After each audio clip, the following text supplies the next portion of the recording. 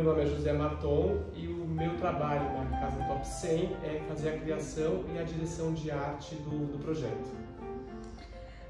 O meu trabalho hoje é multidisciplinar. Eu sou formado em artes visuais e a Marton Studio atua em 4 segmentos: soluções para arte, cenografia, arquitetura de varejo e design de produto. Eu cito alguns projetos assim importantes. Eu trabalhei muito na moda, fiz um trabalho incrível de cenografia no Brasil, Nova York, e com isso muitas lojas de varejo. E 2 projetos que eu gosto muito, um bastante atual, que é a loja Selma, da Gabriel, que vende produtos de eletrodomésticos high-end, e uma coisa que eu tenho paixão, que foi criada há 21 anos atrás, que é a série Entre Linhas, que foi uma patente, um processo que eu inventei e patenteei no país. A minha relação com o prêmio Casa Top 100 é uma relação antiga com o Ronaldo. Eu conheço o Ronaldo da revista Casa, de outros projetos, e ele se aproximou em função desse projeto, perguntando se eu gostaria de participar, que é um grande desafio. É um projeto que eu nunca havia feito, é uma premiação, é muito diferente um projeto de cenografia, por exemplo, para moda e para uma premiação. E essa aproximação foi muito importante para que acontecesse esse primeiro evento.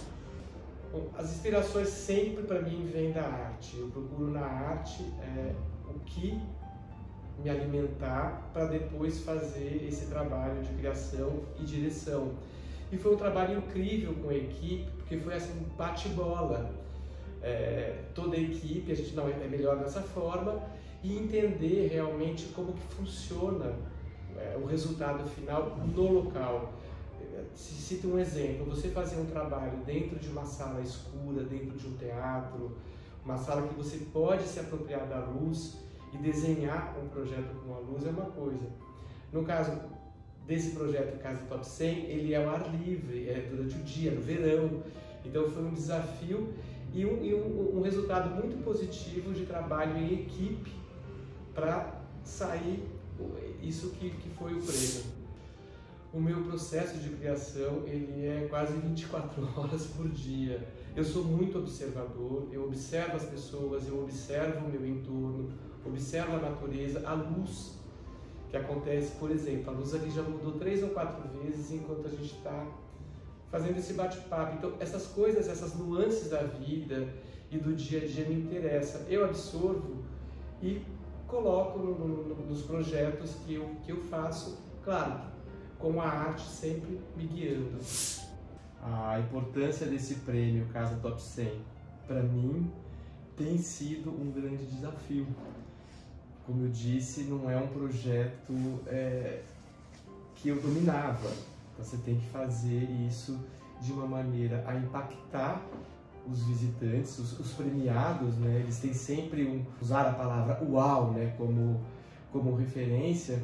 E isso tem sido um processo de pesquisa muito grande para mim, porque envolve várias questões. Quando a gente fala de um projeto, o céu é o limite, mas nós temos verba, nós temos todas as questões a serem seguidas, e isso também te faz com que você pesquise muito mais para chegar no resultado final.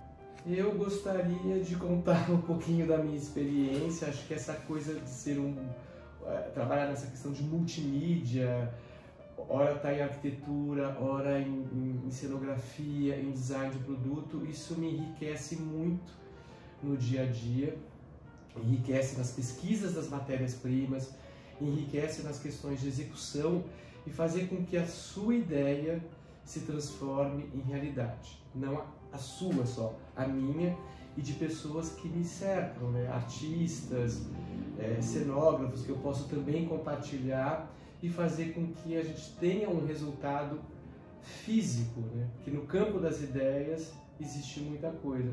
E eu aprendi muito tendo essas relações profissionais em vários segmentos. Olha, os projetos de moda que eu fiz, São Paulo Fashion Week, no Fashion Rio e na Semana de Moda de Nova York, foram assim os projetos mais desafiadores da minha vida, por questões de criação e como fazer o UAU novamente. Você tinha que fazer o UAU 7, 5 desfiles cada edição, e o momento, assim, a transição de montagem de uma sala para outra era um grande desafio.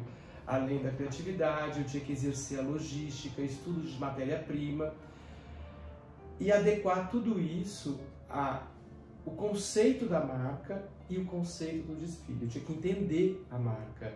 Então eu não poderia fazer um trabalho que não fosse o entendimento daquela marca, porque ela tem uma comunicação com o público-alvo. E três grandes desafios que eu tive nesses projetos. Um deles foi fazer um cenário com 80 toneladas de gelo, que eu fiquei 12 horas empilhando gelo, 4 meses pesquisando essa matéria-prima. Um outro que eu montei 7,5 toneladas de cenário em 1 hora e 45 minutos. Foi o maior estresse da minha vida, porque foi ao vivo no GNT. E uma experiência internacional desses desfiles foi ter feito a Rosa Chá em Nova York 2 vezes. A segunda vez foi mais desafiadora, porque todo o cenário foi daqui para lá. Eu não tinha minha equipe para montar, eu só acompanhava uma equipe no local. Então eu exerci o meu trabalho de designer, de entender todos os encaixes. Esse cenário que tinha aproximadamente 4 toneladas com acrílico, ele foi todo montado por uma equipe orientada por mim, sem eu poder tocar no cenário, que é o contrário do que eu faço aqui. Eu só podia ficar à distância, porque tinha os problemas trabalhistas que cada país enfrenta. Então, assim, eu à distância coordenei isso e eles conseguiram montar um prazo recorde também, assim, 15 minutos antes estava pronto. E foi uma das experiências mais incríveis, entender outra cultura, pegando o teu projeto e montando ele através de um desenho. Eu sempre tive essa relação com a minha indústria, né? Então era muito mais fácil. E essa foi uma grande experiência. E toda essa relação que eu tive com designers de moda, com os empresários de moda, me colocou dentro de um outro projeto que eu nunca havia feito, que é desenhar loja. Fazer com que o cliente se encante pela loja e pela compra do produto. Eu não tinha experiência, fui estudar um pouquinho e acabei fazendo projetos bastante importantes e com referência nacional. Fiz aproximadamente 400 lojas em 17 anos pelo Brasil. Isso foi um aprendizado gigantesco na minha vida.